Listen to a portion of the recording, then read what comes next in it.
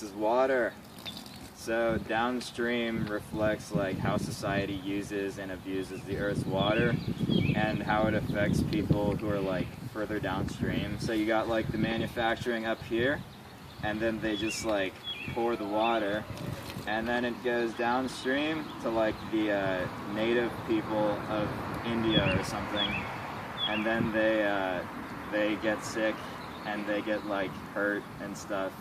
And it kind of talks about how like we're supposed to figure out how we can stop the pollution or help them because of the disease and like the chemicals in water and stuff.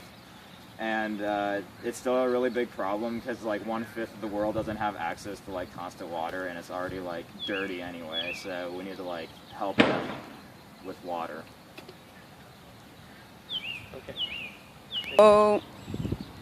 So the most engaging project on the Downstream Gateway was titled "The Real Cost of Leather," and so basically it goes and it shows how leather we buy in the West is made in India, and how the people who work in the leather factories suffer for it.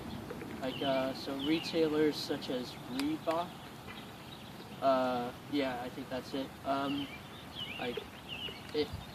Like all the water that they use is becoming toxic, but it ends up in the sewage systems, and it also ends up going to the rural farmland, which is horrible because it's causing like burns on people's skin and like all sorts of other nasty things. And knowing what the damage is, like how it damages like their people and their society, like shows how much we take it for granted, and also our water, because that ends up getting recycled, but it's unusable. So, yeah. So a multimedia source is a much better source than if you were to read a newspaper or a magazine or something like that, because it gives you a more visual aspect of the problems that other people are facing as far as clean water and other sources,